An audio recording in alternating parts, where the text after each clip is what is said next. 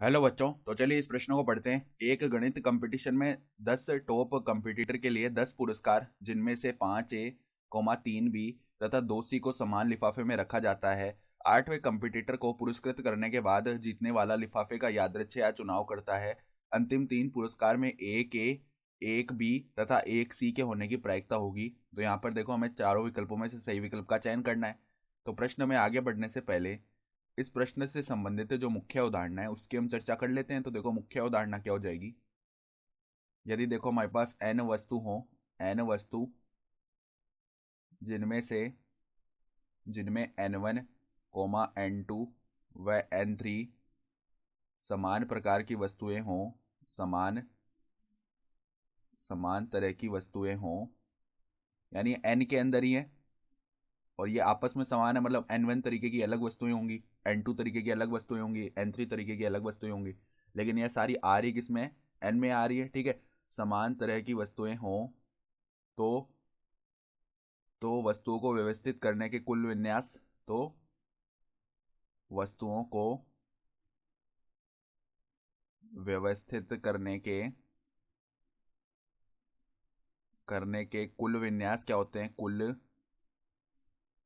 विन्यास बराबर में देखो होते हैं n फैक्टोरियल बट्टा में n1 फैक्टोरियल गुणा में n2 फैक्टोरियल गुणा में क्या आता है? n3 factorial. ठीक है, ये होता है। तो अब देखो ध्यान से, हमें क्या बोला गया है कि एक गणित कंपटीशन है, उसमें 10 टॉप कंपटीटर के लिए 10 पुरस्कार है, जिनमें 5 ए, 3 बी और 2 सी है। इनको हमने एक ही लिफाफे में क्या कर दिया है? रख दिया है सभी पुरस्कारों को। ठीक है, 8वें कंपटीटर को पुरस्कृत करने के बाद जीतने वाला लिफाफे का यादृच्छिक चुनाव कर रहा है। तो हमें चाहिए क्या?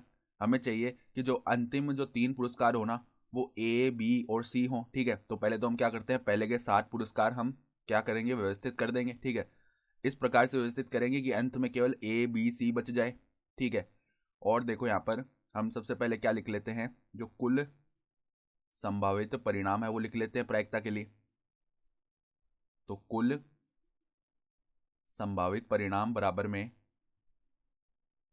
कुल संभावित परिणाम। देखो हमारे पास में कितने पुरस्कार हैं? कुल 10 पुरस्कार हैं। ठीक है, तो यहाँ पे 10 फैक्टोरियल बट्टा में देखो अब समान तरीके के कितने पुरस्कार हैं? 5 तो ए हैं, यानी 5 फैक्टोरियल, और 3 पुरस्कार अपने बी वाले। ठीक है, तो 3 फैक्टोरियल और 2 अपने सी वाले, तो यहाँ पे 2 फैक्टोरियल आ जाएगा। ठीक है, तो ये तो हो गए कुल पुरस्कार। अब मतलब कुल संभावित परिणाम आ चुके हैं। अब अनुकूल परिणाम के लिए उसने क्या बोला है कि अंतिम जो 3 है ना, वो ए, बी और सी होने चाहिए। तो पहले तो हम क्या करते हैं, जो पहले के 7 पुरस्कार है वो व्यवस्थित करते हैं। ठीक है, तो देखो 7 पुरस्कार चुनने के तरीके, 7 पुरस्कार चुनने के तरीके किस प्रकार से चुनेंगे? देखो 7 पुरस्कार हम 4 तो ले लेंगे ए, एक ए को हमने छोड़ दिया। ठीक है, अंत के लिए। फिर हम 2 पुरस्कार ले लिए बी, यानी एक बी को हमने छोड़ दिया। फिर हम एक पुरस्कार ले लेंगे सी का। तो यहाँ पर देखो ए, बी, सी तीनों का एक एक पुरस्कार बच जाएगा ना, वो अंत अंत में होना चाहिए। हमें सवाल में यही बताया हुआ है। तो देखो इसको चुनने के कितने तरीके होंगे हमारे पास? 7 पुरस्कार चुनने हैं, तो यहाँ पे देखो 7 फैक्टोरियल आएगा। ठीक है, और इसके बट्टा में देखो क्या आ जाएगा हमारा? 7 फैक्टोरियल लिखा जाएगा पहले तो, और इसके बट्टा में आएगा देखो 4 तो हमने ए चुने हैं, तो बट्टा में 4 फैक्टोरियल। हमने 2 बी चुने हैं, तो गुणा में यहाँ पे 2 फैक्टोरियल, और एक हमने सी चुना है, तो यहाँ पे 1 फैक्टोरियल से गुणा होगा। ठीक है, तो ये हो गए 7 पुरस्कार चुनने के तरीके। तो अब देखो शेष 3 पुरस्कार, शेष 3 जो पुरस्कार है ना, वो किस प्रकार के हों कि एक तो रह जाए ए, एक आ जाए हमारा बी और एक आ जाए सी। ठीक है, चुनने के तरीके देखो क्या होंगे चुनने के तरीके। तो शेष 3 पुरस्कार चुनने के लिए पहले हमें क्या करना पड़ेगा? 7 पुरस्कार चुनने पड़ेंगे। तो 7 पुरस्कारों को चुनने के तरीके कितने आए थे? 7 फैक्टोरियल बट्टा में देखो 7 फैक्टोरियल बट्टा में 4 फैक्टोरियल गुणा में 2 फैक्टोरियल गुणा में 1 फैक्टोरियल।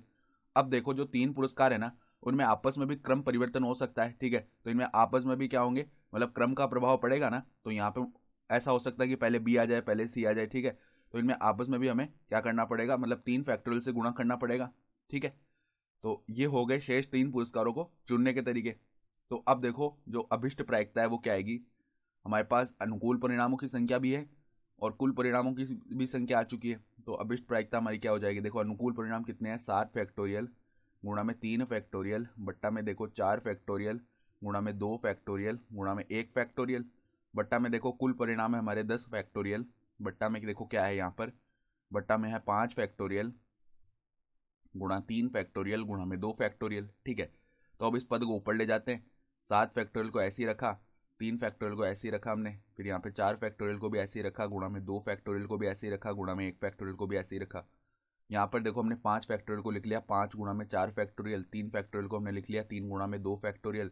ठीक है, 2 फैक्टोरियल को हमने लिख लिया 2 गुणा में 1 फैक्टोरियल। सही है, और बट्टा में यहाँ पर क्या आना चाहिए 10 फैक्टोरियल, उसको हम क्या लिख रहे हैं 10 गुणा 9 गुणा 8 गुणा में 7 फैक्टोरियल। तो ऐसा करने से क्या होगा 7 फैक्टोरियल से 7 फैक्टोरियल, 4 फैक्टोरियल से 4 फैक्टोरियल आपस में विभाजित हो गया, 2 फैक्टोरियल से ये 2 फैक्टोरियल। ठीक है, 1 फैक्टोरियल से ये 1 फैक्टोरियल विभाजित हो गया।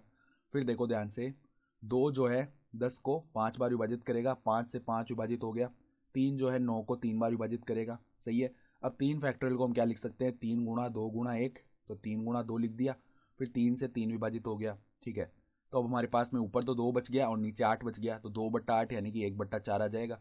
यानी कि हमारा उत्तर क्या हो जाएगा यहाँ पर विकल्प ए जो है 1/4 वो हमारा सही उत्तर आ रहा है।